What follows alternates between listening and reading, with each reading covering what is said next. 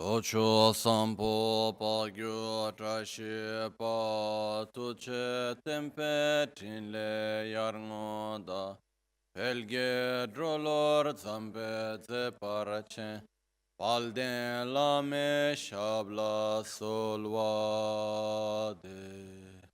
Omo a guru vajra dara suma timonisha sane karm Uta varda nishri barra varsa manya sarva siddhi hum.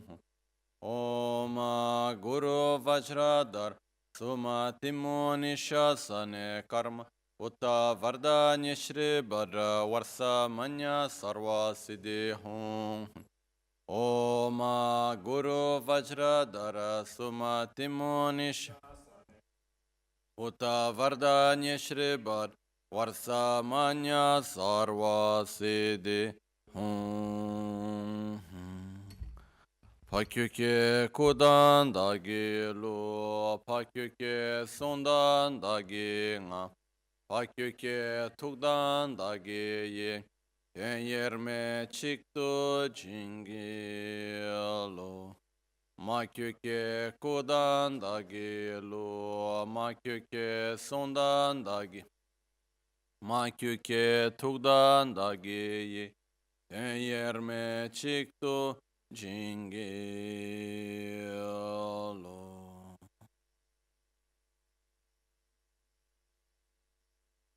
Om Muni Muni Maha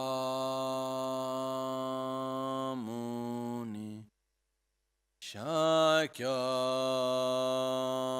Munye Swaha Om Muni Muni Maha Muni Shakya Swaha Om Muni Muni Maha Muni Shakya Muni Swaha Sangye chedan soge chonam la jancho bhardo dane kyapso chin dagi jinso gibe sonam gi rola pinchra sangye druparashu Sangye chedan soge chonam la jancho bhardo dane kyapso chi dagi jinso gibe sonam gi Rola pinchra sangye druparashu Sangye chedan soge chonamla Chancho pardo danik Dagi chinso gibe sonamgi Rola pinchra sangye druparashu In the Buddha, Dharma and Sangha, I take refuge until enlightenment. Through the practice of generosity and the other perfections, may I attain Buddhahood for the benefit of all sentient beings. So, generally speaking, we have many different prayers in the tradition of Tibetan Buddhism. And in Vajrayana, we could divide it into two main categories, which is the sadhana and the prayers. Sadhanas can also have prayers inside, okay? The main difference is that prayer in Tibetan is called mun lam. Mun means aspiration. Lam means path. So it's the path for aspiration. So basically, when we make a prayer is when we are wishing something. Oh, may this be like that, may that be like that. Some days ago, I was talking to Rinpoche, and I said, Rinpoche, One person called and he had some problem and requested if you can pray for him. Rinpoche said, oh, sure. Yeah. Prayer, then Rinpoche said to me, the modern word for prayer is program. To make a program. Okay, may this happen like this? We program ourselves. What will happen? Similar prayer is we are programming. May you be of good health, and you need to happen this and that and that, and then we program in our mind what we want for the future. That's a prayer. The concept of prayer is not asking something or someone for something to happen. We can also ask the blessings, but the concept of prayer is when we direct our mind for what we wish. So that's why it's the path for aspiration. Okay? And it's something which is also very important. Prayers are very, very important also because the first thing that is necessary for anything to happen is to wish it. So to direct our mind for what we want, the direction we want to go, it's also something very important actually. But then there are other recitations that somehow in English we have the tendency to translate as prayers, but they are not prayers. Are recitations which are part of the sadhanas. Sadhana means in Tibetan we call gomde, which means meditation and recitation. Are words that we recite in order to direct the mind into a certain state of consciousness, which is different than making a project, than developing an aspiration. For example, when we take refuge, Namo Gurubhye Namo Buddhaya Namo Dharmaya Namo Sanghaya, this is not a prayer. We translate prayer of refuge, but actually it's not a prayer. Because we are not directing our mind to request something or to direct our mind to our wishes. We are actually saying words that helps us to develop a certain state of consciousness that is very important. Okay?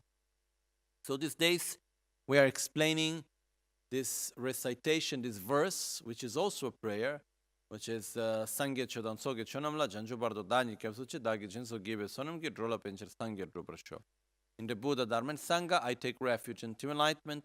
Through the practice of generosity and the other perfections, may I attain Buddhahood for the benefit of all sentient beings. We have a wish there, may I attain Buddhahood. So in that sense, it's also a prayer. But it's also part of the sadhanas. It's also a verse that is there to help us to generate a certain thought and a certain state of consciousness. So inside all the sadhanas, the verses, in order to be complete, they must have three aspects, which is the meaning of the words, the visualization that we make, and the state of consciousness that we generate. These are the three things that are important to have. So the meaning of the words we have already explained these last 3 days. Those that like to know in more details can go back and listen again to the videos. We still need to see how to visualize, and what state of consciousness to generate.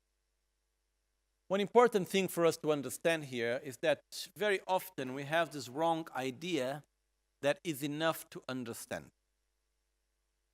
But actually, we function much more on the basis of experience than on the basis of understanding. When we are in front of a situation, we will have much more the reaction based on our experience than based on our understanding. And sometimes we go into big conflicts when we, for example, in our process of education, when we are a child or later, when we receive one information, but our experience is not coherent with that information. For example, I was just remembering one man that was speaking in one documentary called Human. Very beautiful documentary that is in internet called Human. And in the very beginning of this documentary, the first person speaking is this man. And I'm not going to go to the whole story, but basically he says that when he was a child, he was constantly being beaten by his stepfather. And the stepfather, as was beating him very badly, was saying to him, I do this because I love you. And he grew up with the idea that the way how to measure how much he loved someone or not was how much finally he harmed that person. So until he got to the extreme where he killed 2 people. his girlfriend and the daughter. Anyhow, and he's in life sentence in jail. But very beautiful what he says finally. I'm not going to go through the whole thing. But the point which he brings is that his idea of how to manifest love was not based on concept, was based on experience. That's what he was taught. And that's how he reacted. So the way how we relate to the world is based on the experience we have had. It's not based on our understanding. For example, we can have a very clear understanding that it's wrong to be angry. Is that enough not to be angry anymore? No. We need to have experiences of not reacting in an aggressive way in front of difficult situations in order to be able to repeat that again in the future. So we function out of experiences. Understanding is important, conceptual understanding is important, but it's important to help us to induce ourselves into certain experiences. But we are only going truly to learn something once we have that experience again and again. Okay? So the question that comes is, how do I induce myself to certain experiences? Because if I want to learn the fact of reacting positively, or developing more love towards others, or so many things that is important for us to develop, how do I induce myself to that experience? And here, first of all, comes an importance of one concept, which is the concept of acting in an artificial way, which is good. But there is a very important difference between being artificial and being fake. We are false, we are fake when we show externally one attitude, but internally there is no correspondence. So, for example, I am gentle, but I don't want to be gentle. I'm just gentle because I need to be somehow externally, but more convenient for me to be gentle, but I don't feel anything truly. I show respect, but I don't feel respect. And like this, we can go on with many other things. So this is being fake. On the other side, being artificial means it doesn't come spontaneously to me to be nice and kind, to be respectful. But I know that it's better for me to be respectful. So I will put in special effort in order to act in a respectful way that is sincere. It's not spontaneous. That's why it's artificial. But it is still sincere. I feel it. I induce myself to it. So this is a big difference between being false, being fake, and being artificial. To be artificial is important because it's how we induce ourselves to something that doesn't come spontaneously, so that gradually, the more we do, the easier it will become until one day it becomes spontaneously. That's the objective. Okay?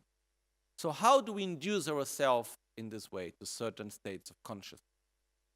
One of the techniques that we use for that is through visualization. This is a technique that has been used for centuries and centuries and thousands of years. And it's a very powerful technique because, according also to modern science, neuroscience, it says that there is almost no difference for our brain between imagining something and having the actual experience. So, when we imagine something, for our brain, it's just as if we are actually having that experience. Okay?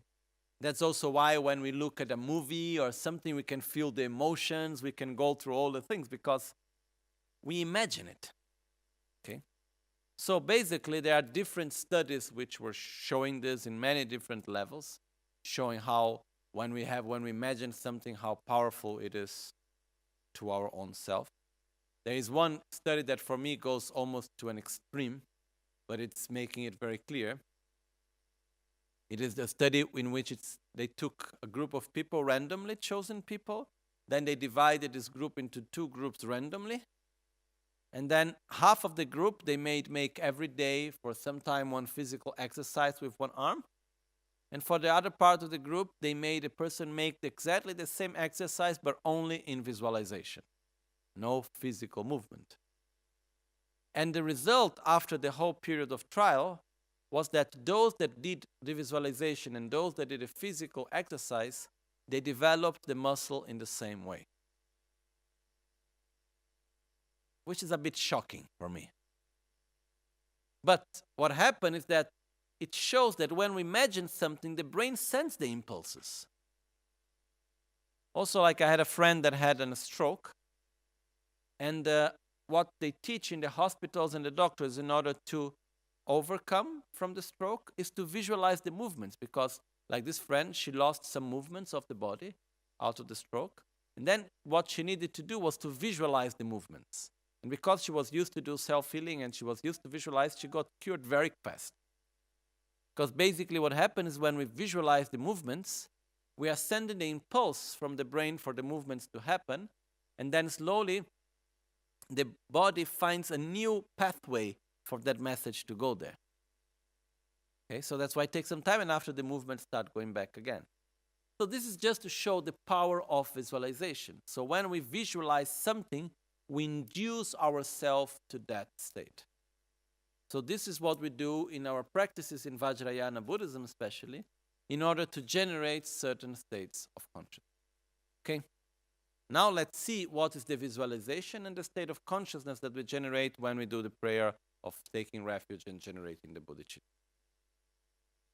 As we go through this prayer, I would like to explain today a little bit in an opposite order, which means first explain the state of consciousness and then after explain the visualization, because this may help us to understand better the visualization.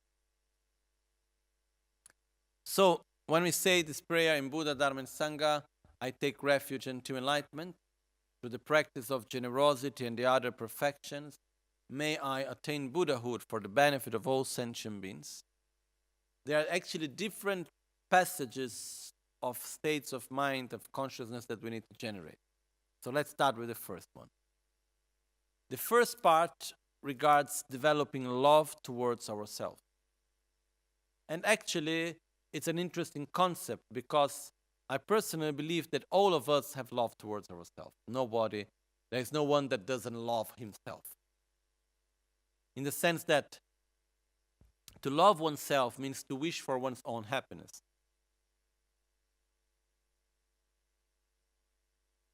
And I don't believe there is no one that doesn't wish for his own happiness.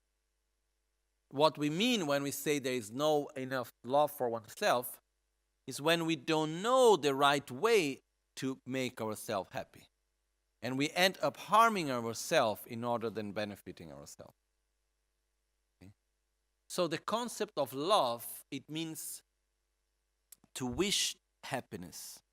In the moment that I love myself, I wish my own happiness. In the moment that I love others, I wish others happiness. So when we say here developing love towards ourselves, it means first of all having a clear idea of what do I want for myself. And developing a wish that is projecting our happiness not on external conditions, as we normally do.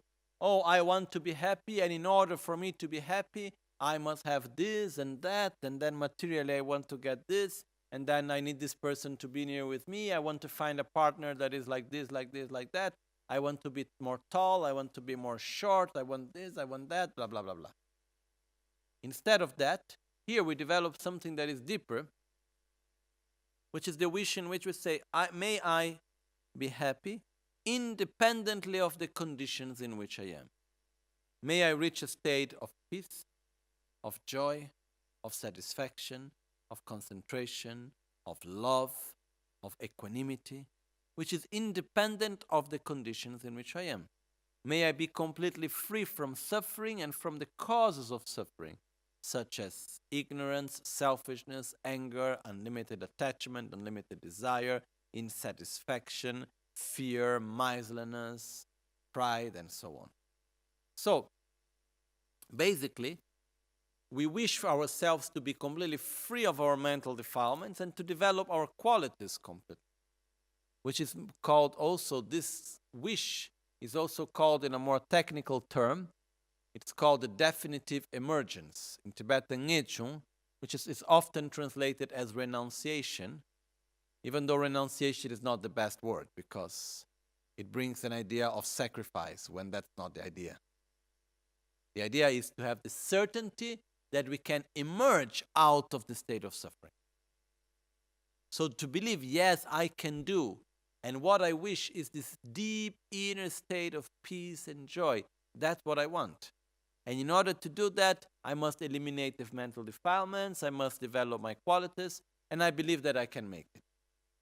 That's the definitive emergence, making it simple. And that's the first state of consciousness that we must generate when we make this prayer. Together with that comes a second level, which is the thought in which, as I want to be free from suffering and the cause of suffering and reach an inner state of well-being and happiness, I need help. So I take refuge. So I ask for help because I see that the only solution for that is through the development of my inner qualities, is not through external conditions. So I ask the Buddha and the Guru to show me the path. So I take refuge in the Buddha. I ask for help on the actual path to follow the Dharma. I take refuge in the Sangha, which is the spiritual company during my path. So I rely upon Buddha, Dharma, and Sangha as asking for help in order to be able to fulfill this path. Inside of this moment, there are different aspects of our mind that manifest on that. There is a good level of good self-esteem, because I can reach enlightenment, I can get out of suffering, I can do it. At the same time, there is a recognition of our own identity within our qualities. There is a recognition that our mental defilements are something that is possible for us to be without them, possible to eliminate them. So all of this is when we say, in Buddha, Dharma, and Sangha, I take refuge into enlightenment. So we should generate this inner state in which we develop love towards ourselves. Also because without love towards ourselves, we cannot develop love towards others. We cannot wish a certain state of happiness to others if before we do not wish that happiness towards ourselves first. So, this is the first part of the state of consciousness that we generate. Okay? So, the first visualization, I would like to give first the visualization of the part of refuge, then we go to the part of generating the bodhicitta, okay? So,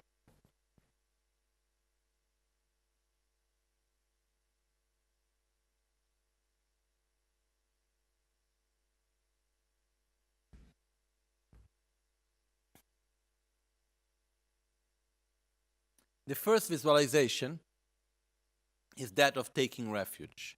There are different ways how we can do this visualization. I will be explaining now a more simple way. And what we do is that we visualize in front of us Guru Buddha. And we can visualize Guru Buddha in the form of our own Guru or in the appearance as Buddha Shakyamuni. So as we visualize Guru Buddha in front of us, it's as if we visualize in the form of Buddha. It's inseparable of our Gurus, it's inseparable of all holy beings, of all the Buddhas. So we visualize Guru Buddha in front of us. Guru Buddha is smiling at us. We feel like Guru Buddha really is present there with us, being inseparable of all the Buddhas, representing the qualities that we want to develop. Then we look upon ourselves, and we see our own defilements. We start looking at ourselves and we see our anger, our jealousy, our fear, our miserliness, our hatred, the nervousness, impatience, selfishness, ignorance, and we say, oh, I don't want that anymore. I'm too tired. I don't want anymore to be there every day driven by these strong negative emotions. And then I am there, then I am well, then I am not well again, then I try to be well again. I'm tired of all of this. So please, I must develop a state of well-being, of peace, of joy that is independent of where I am, what I do. So then we ask Guru Buddha and we say, Guru Buddha, please help me. Please give me your blessings. I take refuge in Buddha, Dharma, and Sangha. Please give me your blessings so that I may be able to develop a state of peace, of satisfaction, of love, compassion, humility, generosity, of certainty in action, and so on. So, as we make this request, we visualize white, red, blue, yellow, and green light and nectar coming from the 5 chakras of Guru Buddha. So white from the crown, red from the throat, blue from the heart, yellow from 3 navels below, yellow from 3 fingers below the navel, and green from the secret chakra, which is in the basis of our spine. Okay? So from that, we visualize the nectars coming and they absorb at our respective chakras. We can do first red, first white, then blue, then yellow, then green, and then all together. Or we can visualize right away all the 5 together coming to our 5 chakras. The important thing is as the lights come in, is not that the white light comes to our crown and brings us wisdom. It's not exactly like that.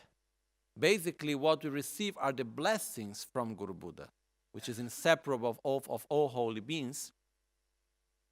But through these blessings, what we do is that we develop our own qualities. There is a big difference in concept, which is, oh, Guru Buddha, please give me wisdom.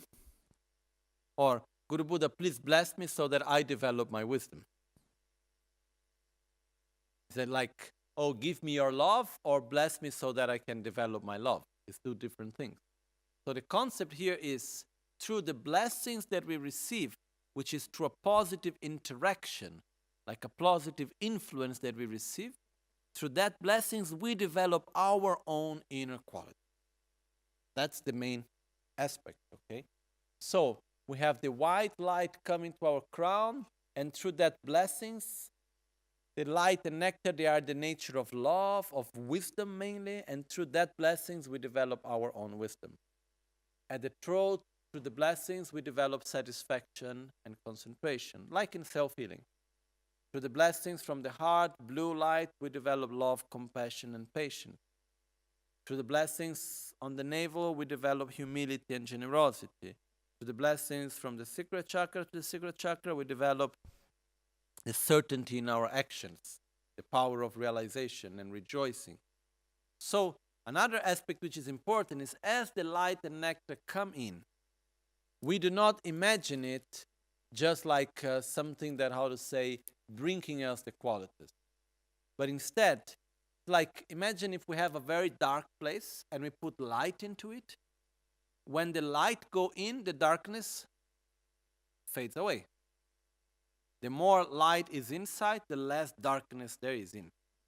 Similar to that, as the light and nectar come in, through that blessings, it's like a positive interdependence through which we develop our love.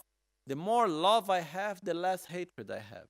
The more generosity I have, the less miserliness I have. The more wisdom, the less ignorance. So we focus on the antidote. We focus on the qualities. And as we develop the qualities, naturally and gradually, the defilements fade away. It's like the light coming in, the darkness going away. So as we receive the lights coming to our 5 chakras, we imagine gradually all the negativities of body being purified, the negativities of speech, the negativities of mind, quality, action, and we developing our own inner qualities such as wisdom, satisfaction, love, patience, humility, generosity, power of realization, certainty. So as we develop these qualities, our defilements slowly fade away. And by that we reach a state of peace, of well-being. And we see Guru Buddha smiling at us. We see Guru Buddha giving us refuge. And The light and nectar that comes also makes a very strong and deep connection between us and Guru Buddha. Okay? So we do this visualization for the time that we like. Normally, this is the visualization also that we do when we do the taking of refuge. Namo Guru Bhye, Namo Buddhaya, Namo Dharmaya, Namo Sangaya. We can do the same visualization. Okay? And it's important to remember that the light and nectar are not just like an image coming, but it's like really bringing us a warm energy of love, of wisdom, and so on. Okay? When we talk about visualizing, we need to remember that to visualize means like to imagine, and it's not like simply, how to say, like looking at a movie in front of us. It's actually much more deep. So one time a friend was asking me, okay, how to visualize? And then finally I found this way which works quite well to explain how to visualize. Actually, the friend was telling me, I'm not able to visualize. Let's see if we are able to visualize or not. Can you imagine a pizza? I suppose yes, right? What's the shape of the pizza? Is square or is round? It's round. Okay, so loud. Okay, we sit and we meditate on visualize the pizza. No? So we imagine a pizza in front of us. The pizza is round. It has tomato sauce, melted mozzarella cheese, some basilic leaf, and then we can put other ingredients that we like more. Then we visualize the temperature of the pizza just came out of the oven, and we feel that smell coming in of the tomato with the mozzarella cheese and so on coming to us. Then we cut a piece of the pizza, and we can feel the crack because at the same time that it's soft out inside, it's a little bit hard in the edges, and then we can feel a little bit the smell and the temperature and the touch and the sound when we crack it and so on. Can we imagine it? Does it have an impact on us? Actually, yes. No, we feel it also. So what happened is the fact that why can we visualize the pizza easy and we cannot visualize the Buddha so easy? Because we know the pizza better than the Buddha. We are simply more familiarized with it. You know? That's all. But the important thing of this example, this is also why one of the ways to train to visualize the image of Buddha is to train to paint the image of the Buddha, to draw it and to paint it. This helps us to visualize after.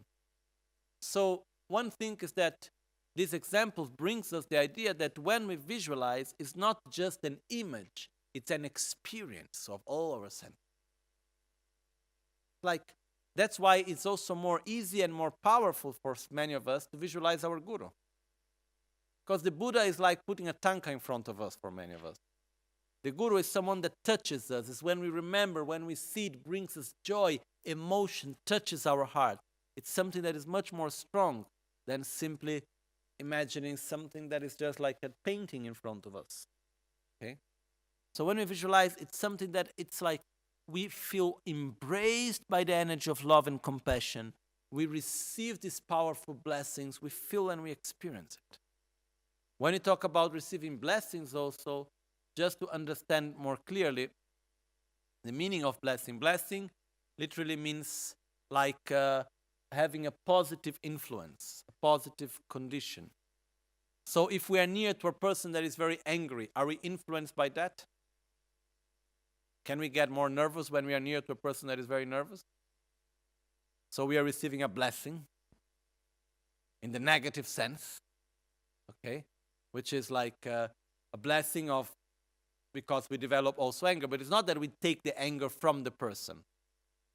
It's because of the condition and the interaction, it accesses the anger that we have within ourselves that we develop.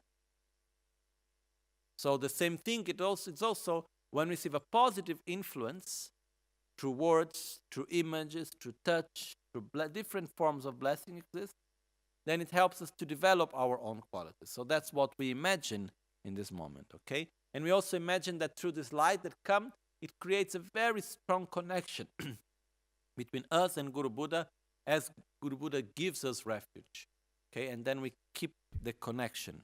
This is also very important. This is a more simplified way of visualization.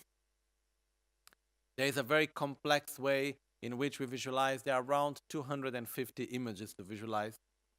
We visualize Buddhas. We have 5 main thrones. In the main one, there is Buddha Shakyamuni. Then on the one on our right side is Manjushri. On our left side is Buddha Maitreya. Behind is Buddha Vajradhara. In front is our own root guru. Then on each one of the throne, there are another small thrones with other gurus sitting around. On the one with together with Buddha Maitreya are all the gurus of the extant lineage, such as a Sangha and so on. On the one together with Buddha Manjushri, there are all the gurus of the profound lineage, such as Nagarjuna and so on. Behind, together with Buddha Vajradhara, are all the Mahasiddhas and the gurus of the tantric lineage. Together with our root guru, on the throne there are all the other gurus of this life. Together with each one of them, there is, together with them, all the texts that they have written, all the volumes.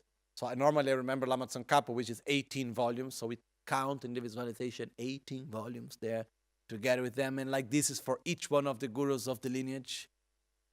And then around all of them, there are all the Buddhas and the Yidams from all the different yoga, 4 classes of Tantra, then all the Buddhas, then the Bodhisattvas, then the Dakas, then the Dakinis, then the protectors of the Dharma. So it's massive. So what happened is that in order to make it more simple, there is a tradition, which is an old tradition, it's not something new, which is called Kundu Norbu Luk. Kun means all, Du means to collect, Norbu jewel, Luk system, tradition. So it's the tradition of the jewel that collects all into it. So basically, instead of visualizing all these images, we have one image, which is Guru Buddha, which represents all the Buddhas, the Bodhisattvas, the Dakas, the Dakinis, all the gurus of the lineage, everything into one. This is not something which is done for the modern time, it's something that exists since a long, long time. I prefer that one. That's why I shared this one. I think that it's more suitable for most of us. Then when we have really the time and the space and the ability to make a very detailed visualization, we can do also. But I believe that for most of us, it's better to start and to do the one visualization system. Okay? Yes.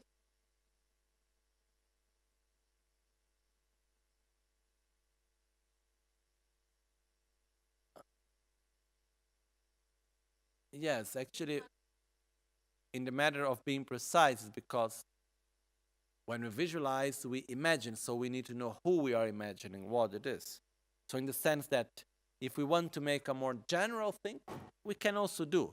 But it's better to have at least one visualization clear of Guru Buddha in front of us. Then if we like to have, okay, there are all other holy beings around. But in this case, I will stick or to the one or to the other. Or one that is everything into one, or the one that you have all the different holy beings together. Okay? So this is the first visualization. Now let's go to the second part. The next part of the practice is what is called the generation of the bodhicitta, in which we say, through the practice of generosity and the other perfections, may I attain Buddhahood for the benefit of all sentient beings. At this moment, the visualization is the following.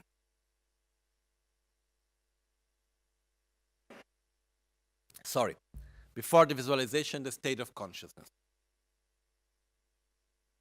We need to develop few things at this moment of the practice. First thing that we need to develop is equanimity. It's when we develop this strong awareness that there is no difference between all of us. We all suffer, we all want to be happy, we all do everything we do thinking is the best for our own happiness. So first we develop equanimity. On the basis of equanimity, we should develop compassion. The wish for everyone to be free from suffering. And together with compassion, we develop love. The wish that everyone reaches a state of well-being and happiness. And then we have after that, we develop the power of rejoicing, because we are happy for the happiness of others. So basically, as we have the 4 immeasurables, that's what we develop in this part of the practice. We make the practice in order to develop equanimity, love, compassion, and rejoicing. So, joy for the happiness of others. So this is the moment of the practice in which we truly open our heart for others. And we also develop the strong intention. It's not just any type of love and compassion. It's love and compassion with the strong intention to do something for it. And what can I do? I can develop my own qualities. So that's why it's called bodhicitta. May I reach Buddhahood, may I develop my own qualities in order to help others to get out of the cycle of suffering. Okay? So this is, in few words, the state of consciousness that we develop at this moment of the practice. So how do we do that? First part, we start visualizing other sentient beings. In the previous visualization, if we like, we can already visualize other sentient beings already when we take refuge, and we imagine that they take refuge together with us. But I prefer when we take refuge to focus on ourselves, and when we generate the bodhicitta, focus on others. So at this moment, we visualize at our right side our father, at our left our mother, independently if they are still alive or not. We visualize, even if we have not met one of them, we still can visualize them around us because we have had father and mother. So we visualize our father and our mother. Together with that, we visualize also our friends. We visualize our people that we share our life with, our companions, everyone that we love, everyone that we have attraction, we visualize on our side. Our gurus are not on our sides, they are in front of us, together, inseparable with Guru Buddha, okay? So on our sides, we visualize all our friends, all the people that we love, the people to whom we have attraction. Behind us are all those to whom we are indifferent. We have no attraction or aversion, we are indifferent towards them. All of those that we don't know, and they are like countless, like an ocean of people. In front of us, below Guru Buddha and our gurus, we visualize all those to whom we have aversion, we have difficulties, so-called enemies. Sometimes people ask me, I don't know if I need to visualize that person on my side or in front of me. Because category-wise is family, so should be on the side. But feeling-wise is aversion, so should be in the front. If we feel aversion, it should go to the front. Then when the aversion is gone, we can put back on the side or we can put behind a little bit. It depends how we truly feel at that moment. Okay? So, we visualize around us sentient beings, those that we love, those to whom we're indifferent, those to whom we have aversion, all around us. And it's important to understand that we visualize all and everyone, which means that they are there, but it's not just like a general all. There is the specific, it's like if we can see each individual at the same time. So what we do at this point, as we visualize them, we start to look at each one of them as if we would look in the eyes of each one of them. And we start observing them, and we ask ourselves, does he or she suffer? Yes. Does he or she wish to be happy? Does he or she do everything she or he does out of the wish to be happy? Yeah.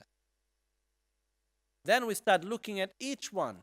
We see that everyone do whatever they do, thinking is the best for their own happiness, guided by their own ignorance. And we see that actually there is no difference between any one of them. The ones on our side, the ones behind, and the ones in front. Every one of them wishes to be happy, don't want to suffer, and do everything they do, thinking is the best for their own happiness, guided by their own ignorance. So this is something that we observe each one, we look around at them, and then we see that there is no difference. And it's something that we feel. We observe them. And then this first division that we have created, it fades away. We make the division because that's where we start from, where we are right now. But as we visualize and we see there is no more, it's like this division fades away between friends and enemies and indifferent and so on. Okay? So this fades away. Then, as we look to the suffering of them, we start looking at the suffering of sentient beings and seeing how much each one of them suffer. mental suffering, physical suffering, how much they are taken by their own pride and miserliness and anger and insatisfaction and fear, selfishness, ignorance, and just as we saw on ourselves before, now we see on them. And then just as we wished ourselves to be free from the cycle of suffering, we look to them and we deeply wish everyone to be free from suffering. And we wish each and every one to reach a state of well-being and happiness, independently who they are.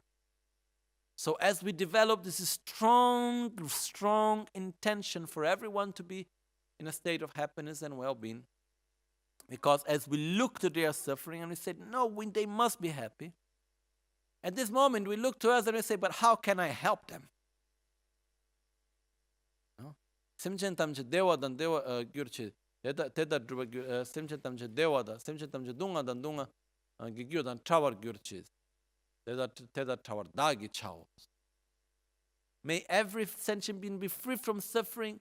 I will make them to be free from suffering. We develop the intention to do something ourselves to help each and every one of them to get out of suffering, to reach a state of happiness. But then what happens is that we look to ourselves and we say, oh, the way how I am right now, how can I help them? I am myself in the middle of chaos. No? I myself am full of anger and jealousy and this and that. How can I truly help others? So I find no other solution that I need to develop my own qualities to their maximum potential. I need to eliminate my own defilements. So because through that, I can truly help others.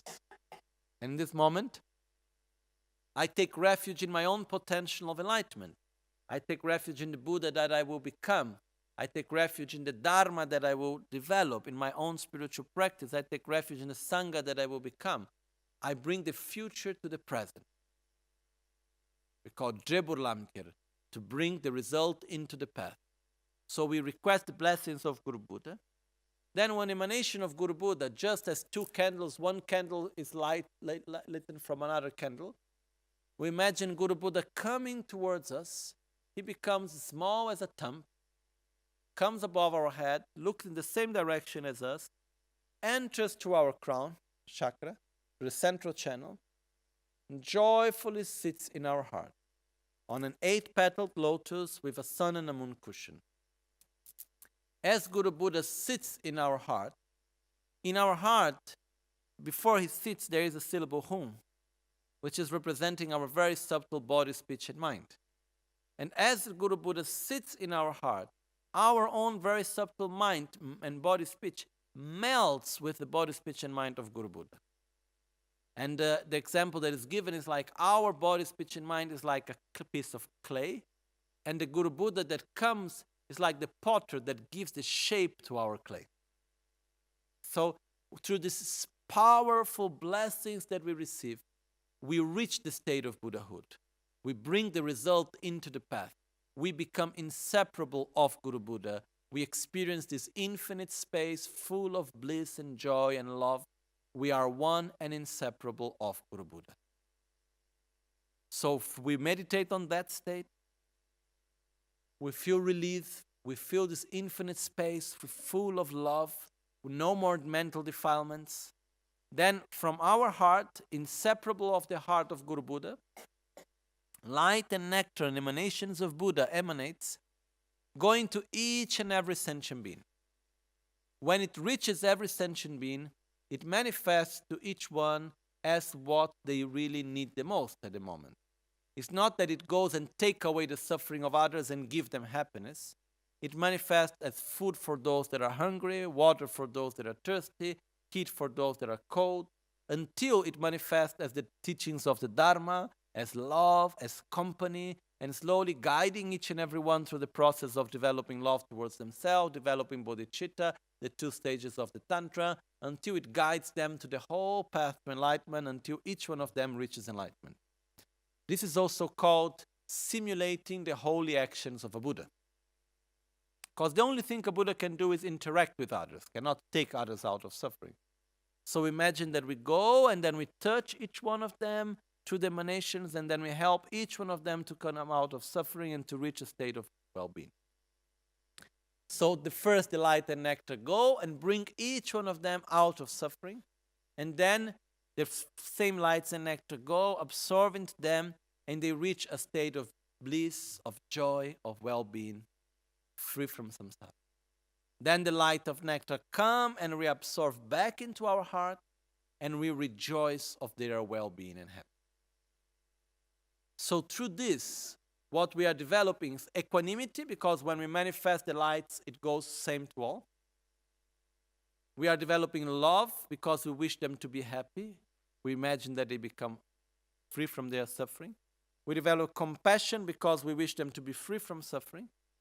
And rejoicing, power, which means their happiness, for their happiness, joy, because we rejoice for their own well-being and their state of peace. So as we do this visualization, we also develop the mind of bodhicitta as we wish to develop our qualities. Then we imagine that we reach enlightenment through the blessings of Guru Buddha. And by that we are helping all other sentient beings. And by that we cultivate love, compassion, equanimity, and rejoicing. Okay? So as we can see, this visualization by itself, it's already a complete practice somehow. No?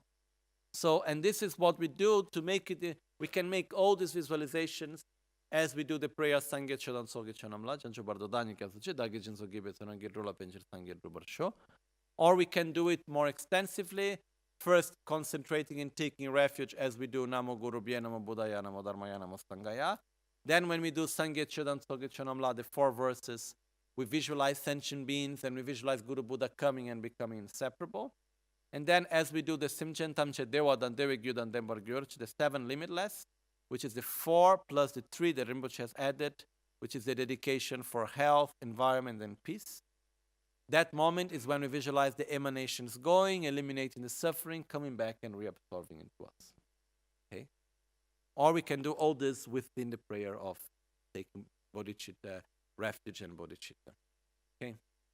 I will not give the detailed visualization now because we have just explained it. I will just give like some hints, some points just for us to connect to what part of the visualization we are. We sit with our back straight and not tense, with our shoulders relaxed.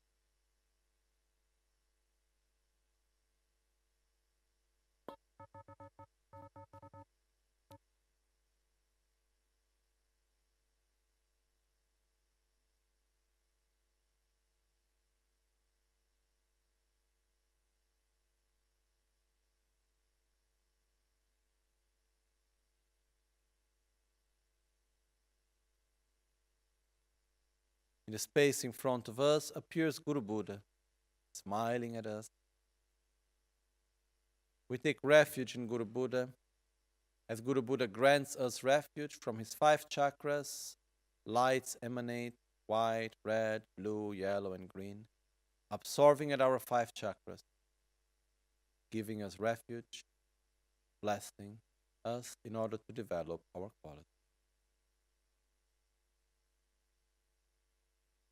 Namo Guru Bhye, Namo Buddhaya, Namo Dharmaya, Namo Sanghaya,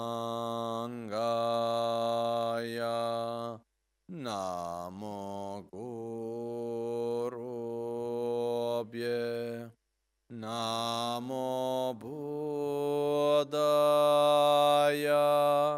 Namo Dharmaya, Namo Sanghaya, Namo Guru Bhye, Namo Buddhaya, Namo Dharmaya, Namo Sanghaya, Namo Triratnaya.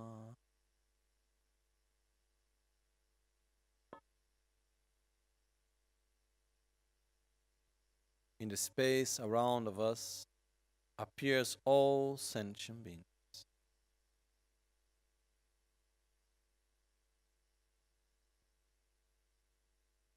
All sentient beings appears around us.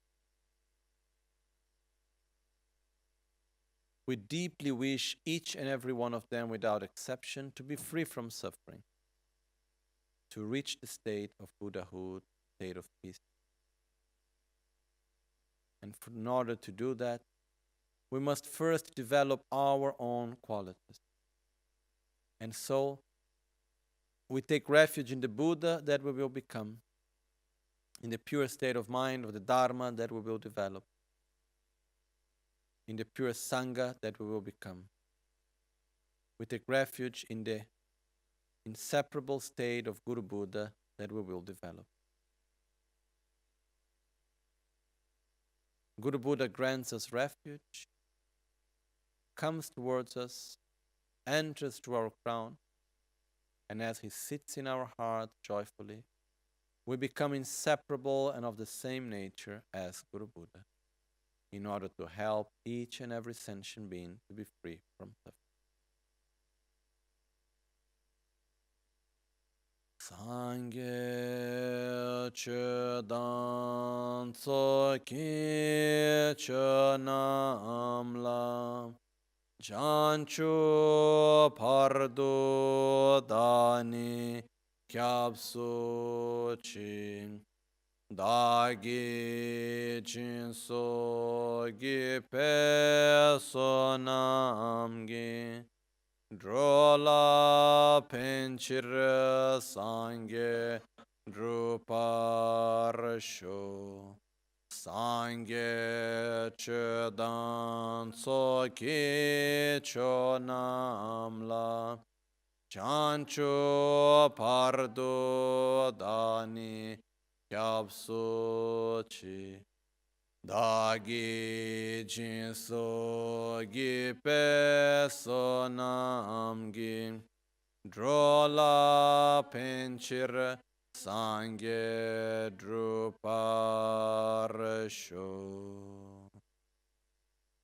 In the Buddha, Dharma, and Sangha, I take refuge until enlightenment. Through the practice of generosity and the other perfections, may I attain Buddhahood for the benefit of all sentient beings.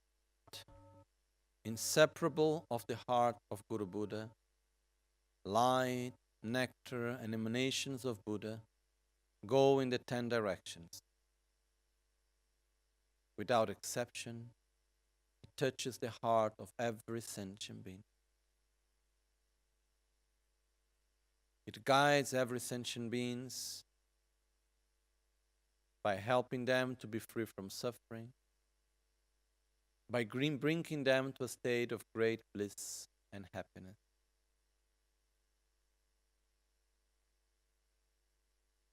The light and nectar reabsorb back into our heart, and we deeply rejoice of the happiness of every sentient being.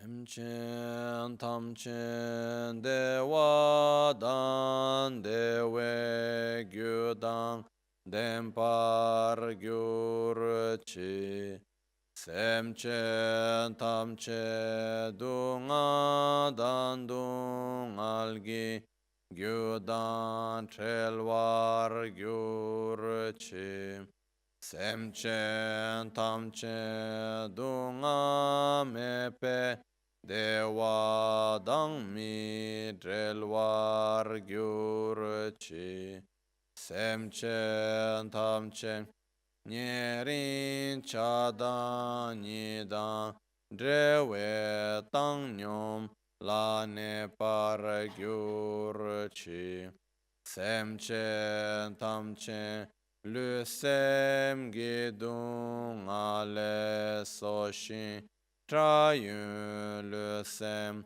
Dewa dan dempara gyurche semche damche ngaso topchi chinan chu koryu tanshin tsangmar ne gyurche semche tamche dan zambuling Gikendro tada chinangi shide tang tukun dempara gyurchi.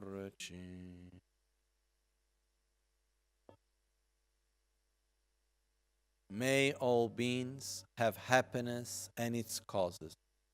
May all beings be free from suffering and its causes. May all beings never be separated from the great happiness that is beyond all misery. May all beings dwell in equanimity, unaffected by attraction to dear ones and aversion to others. May all beings recover from the sicknesses of mind and body pollution and enjoy relative and absolute health now and forever. May all beings relax in a pure and healthy outer and inner environment now and forever. May all beings enjoy inner and world peace now and forever.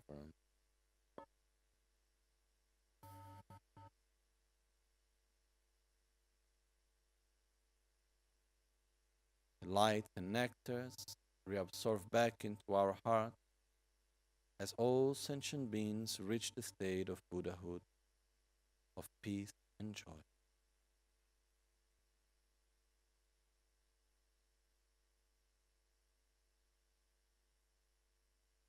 Chetsun lame kutse rapten chin namkar tinle chochur gepadang losan tempe dreme sasumgi drove munsel tatu ne gyurchi nimo dele tsendele nime kunyan delekshi ninsen taktu delekpe Concho sumke jingilo, concho sumke ngodrup sol, concho sumke trash. At dawn or dusk, at night or midday, may the three jewels grant us their blessings. May they help us to achieve all realizations and sprinkle the path of our lives with various signs of auspiciousness. Oma hun temba lame sangye rimpo che kyoba lame tamcho rimpo rimba lame gendu rimpo che kyamne kuncho sumla che pa bu.